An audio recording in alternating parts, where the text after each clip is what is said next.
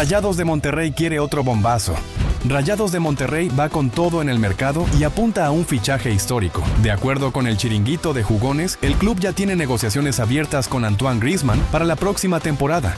El francés no renovará con el Atlético de Madrid y llegaría como agente libre, una oportunidad que Monterrey quiere aprovechar sí o sí. Griezmann ya mostró interés, atraído por la propuesta del club, salario competitivo, proyecto deportivo ambicioso y condiciones ideales para su familia. Si todo avanza, sería un golpe histórico para la Liga MX, colocando a Rayados en el centro del mapa internacional. Un movimiento que no solo impactaría en México, sino que sacudiría el mercado mundial del fútbol. Prepárense, aficionados, porque si se concreta, este fichaje será el bombazo del año.